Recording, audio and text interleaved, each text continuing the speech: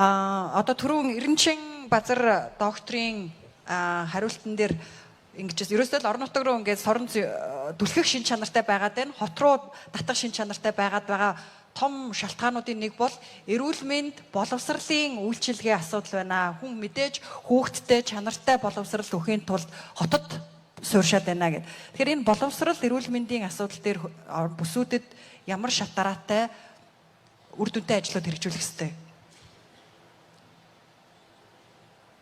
За мэдээж Монгол орны онцлогийг ингээд харахаар бол Монгол орны онцлогийг харахаар бол өргөн удам нутаг дээр социализмын үед бол үндэсний аюулгүй байдлын бодлого бол үндэсний батлан хамгаалах аюулгүй байдлын бодлого гэсэн ийм концепцтой. Тэгээ ерөөсө бүх газруудад хүмүүсээ жигд тархан байрлуулах гэсэн энэ нөгөө хуучин 18 аймаг байж байгаад 21 болдгийн гол концепц нь бол тэр юм бэл. Мэдээж бол бид нар бол одоо өссөн хөгжлийн эхний модельч бол нөгөө босоо аймагтай байлаа шүү дээ. Тэгээд 20 дугаар зууны энэ 18 аймагтай байж байгаад 30 жилийн өмнө 21 аймагтай болсон энэ үзэл санааных нь концепц бол Монгол бол мал аж ахуй орн байсан.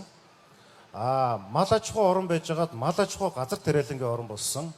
За одоо яаж нэхлээр мал аж ахуй газар тариалан гэдгээсээ илүү экспортын 93% нь уул уурхай орн болцсон. Тэнгуү цаашаага бидний хүсэн тэмүүлж байгаа зүйл болохоор эдийн засгийн олон тулгууртай технологи суурилсан инновац руу чиглэсэн эдийн засгтай моделийг хүсэж байгаа. Тэгэхээр ер нь бол энэ газар нутгаа ингээд харахаар хөрсний 77% нь одоо degradation гэж хэлээд байгаа. Газрын одоо дороотол руу буюу хөрсний дороотол руу ингээд шилжээд орцсон. Уур амьсгалын нөхцөл байдал ч гэсэн нөлөөлж байгаа. Хүний хүчин зүйлийн нөхцөл байдлууд нөлөөлж байгаа. Ийм нэг зүр зураг болцсон. Тэнгүүт манай Эрдэнэ хоёр дэд профессорын хэлээд байгаа аливаа улс орн хөгжихийн тулд аливаа улс орн өөрсдийнхөө хөгжлийг тодорхойлохын тулд тэр орны гүн ухааны төвшин буюу монголчуудын төрийг үзэх үзэл дээрэс нь хөгжлийг үзэх үзэл хандлага дээр энэ зүйлүүд нь суурилах ёстой гэж үзэж байгаа. Олон улсын төвшөнд ямар нэгэн онол авчирангууд түүнийг Монголд авчираад ингээд тавьчих болохгүй. Нэг ийм болсон явдал байдаг байхгүй баг өнгөө шиг. Үндсэн хуулийн эхийг бичигч Бярагийн Чимэдгой 1990 оны эхэнд Монгол улс дөнгөж үндсэн хуулиа баталчаад Герман явж байгаа хүн рүү чи нэг аудитын тухай хуулиа үйл нэг аваад ирээрээ Германы хуулийг бас судалмаар байна гэд загсан бэл. Тэгсэн чи яасан гэсэн чинь нөгөө нөхөр нь Германаас буцаад ирдэг. Тэгээ нэг юм авчиж өгч гинэ.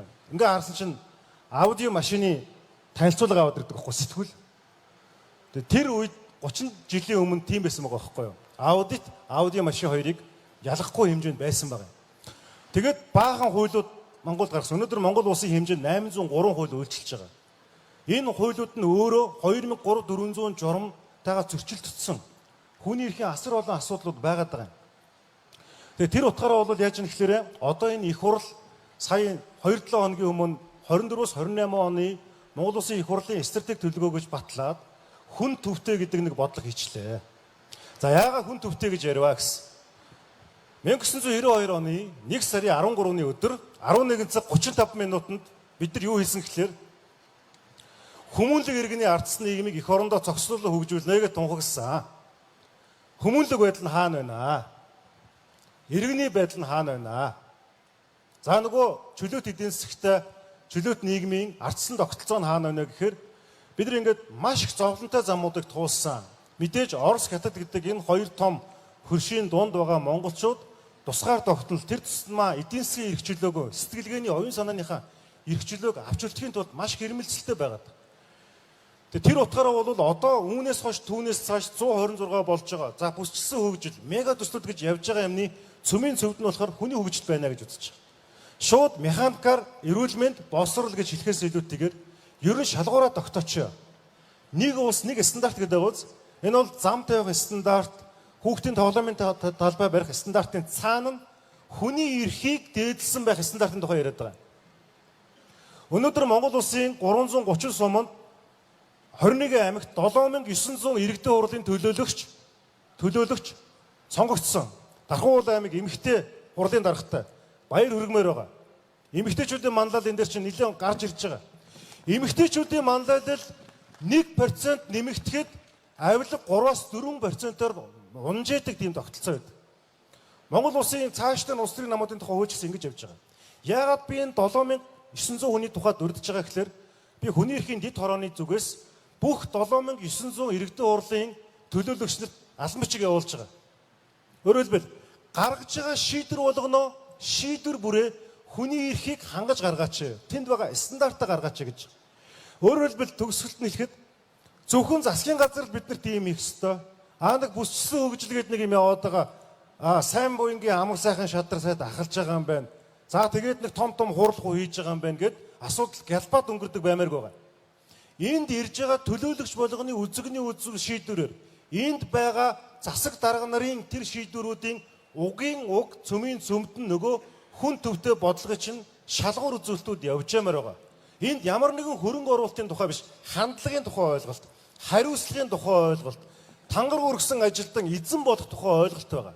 Тийм учраас энэ бүсчсэн хөгжлийг мэдээж хөрөнгө оруулалт, зам тээвэр, дэд бүсгэж ярихаас илүүтэйгээр бид нар тийм юмдаа хөрөнгө оруулалт хийн гэдэг эренбий асуудлыг ярихаас илүүтэйгээр тархин дотроо бид нар энийг хүлээж авах хэрэгтэй байгаа юм аа. Дарга нар шийдвэр гаргаж байгаа, бодлого усруулж байгаа хүн болгоны тархин дотор нь энэ бүсгсэн хөгжлийн идеологийн цөмийн цөмд нь Монгол хүн байх ёстой, эрхчлөөт Монгол хүний эрх хадгалагдаж явах ёстой гэдэг зарчмыг бид нар шийдэж чадах юм бол хандлагаар маш олон зүйлүүд бий болно. За баярлалаа. Маш олон боломжууд бий болно гэж хэлэх гэж байна.